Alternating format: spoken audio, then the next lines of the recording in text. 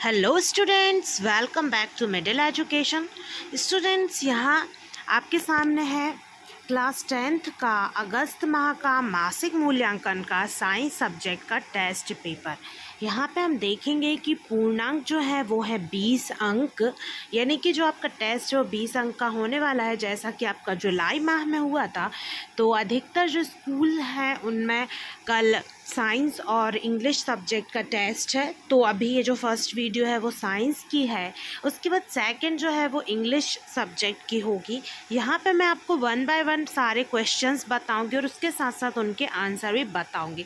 तो यदि आपको पीडीएफ डाउनलोड करना है तो आपको डिस्क्रिप्शन बॉक्स से जाके ये इसकी फुल पीडीएफ आपको अवेलेबल हो जाएगी। तो चलिए हम वीडियो को शुरू करते हैं और देखते हैं प्रश्न क्रमांक 1, सही विकल्प चुनकर लिखिए।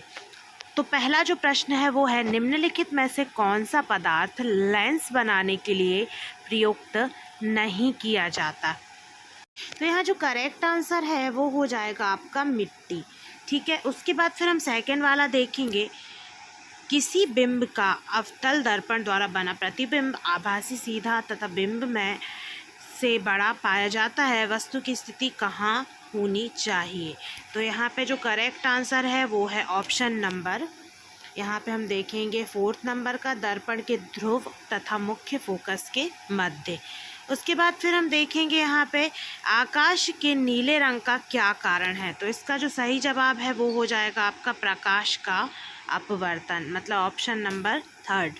फिर उसके बाद 4th वाला जो क्वेश्चन है वो हम देखते हैं। यहाँ पे मानव नेत्र के जिस भाग पर किसी वस्तु का प्रतिबिंब बनता है वह है, तो इसका जो सही जवाब हो जाएगा वो हो जाएगा रेटिना। तो ये थे आपके सही विकल्प। उसके बाद फिर हम आ जाते हैं खाली स्थान पर।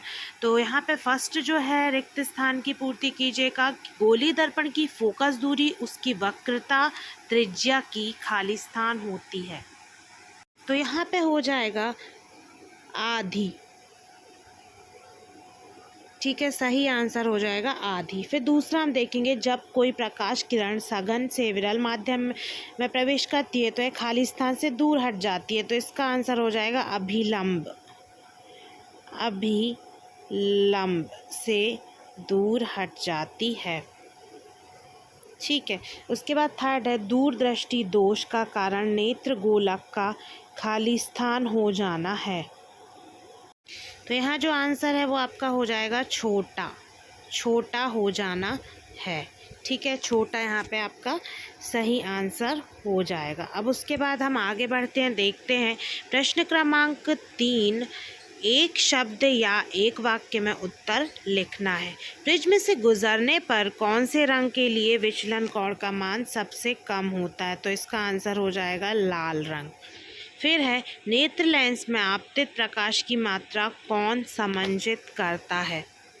तो इसका सही आंसर है, यहाँ पे हम आप देख लीजिए ताकि लिखने में गलती ना हो, आइरिस डायफ्राम, ये इसका सही आंसर होगा।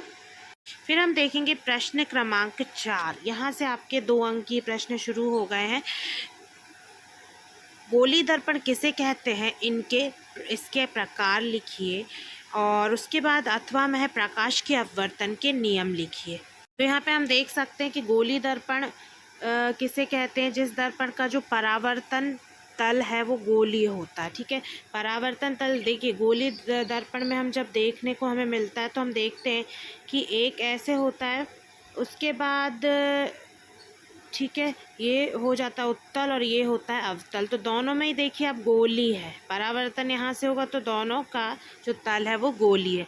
और ये मुख्यतः 2 प्रकार के होते हैं, एक अवतल और दूसरा उत्तल। दोनों के मैंने आपको यहाँ पे चित्र भी बना के बता दिया। अब उसके बाद प्रकाश के जो परावर्तन के क्या नियम है वो लिखना है।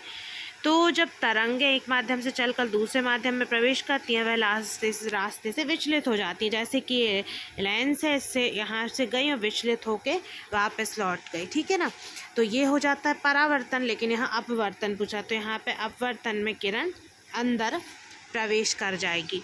फिर उसके बाद यहाँ पे इसी घटना को प्रकाश का अपवर्तन कहते हैं। अपवर्तन की घटना के लिए 2 माध्यमों की ज़रूरत होती है। सघन से विरल में प्रवेश करती है तो अभिलंब से दूर हट जाती है, और यदि विरल से सघन में प्रवेश करेगी तो अभिलंब की ओर झुक जाएगी। ठीक है,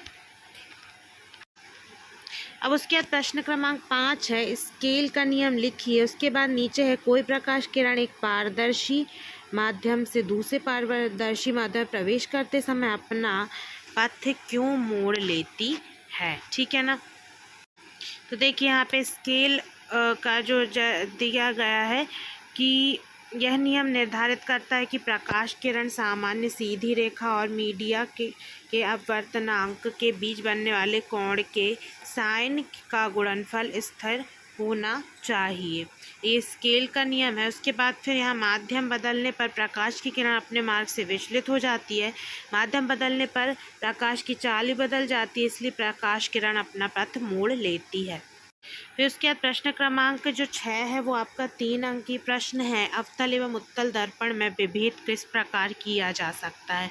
तो देखिए यहाँ पे अवतल और उत्तल दर्पण में भेद के लिए अवतल दर्पण में वास्तविक और आभासी दोनों प्रकार के प्रतिबिंब बनते हैं, जबकि उत्तल में केवल आभासी बनता है।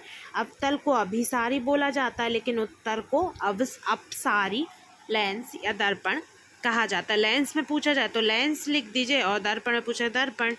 ठीक है। उसके बाद प्रश्न क्रमांक 6 का अथवा है, समतल दर्पण द्वारा किसी बिंब के बनाए गए प्रतिबिंब की 2 विशेषताएं लिखिए। तो हम यहाँ देखेंगे कि समतल दर्पण में प्रतिबिंब कैसा होता है, आभासी, दर्पण के पीछे और सीधा रहता है। ये हो गई पहली विशेषता। दूसरा, समतल द्वारा बने प्रतिबिंब का आकार वस्तु के आकार के समान होता है। अब अंतिम प्रश्न है जो कि 4 अंक का प्रश्न है, कांच के प्रिज्म द्वारा श्वेत प्रकाश के विक्षेपण की प्रक्रिया का वर्णन कीजिए। देखो, कांच के प्रिज्म से गुजरने पर प्रकाश क्या होता है, 2 बार विचलित होता है। पहली बार जब वह प्रिज्म में प्रवेश करता है, दूसरी बार जब वह इससे बाहर निकलता है। क्योंकि सभी रंगों की जो तरंग दैर्घ्य होती है वो अलग अलग होती है और वो अलग अलग आवृत्ति वाले होते हैं, साथ साथ विचलन कोण का मान भी अलग अलग होने की वजह से अपवर्तित होते हैं। इसलिए बैंगनी रंग सबसे अधिक और लाल सबसे कम मिश्रित होता है। उसके बाद फिर हम आ जाते हैं लास्ट क्वेश्चन पर।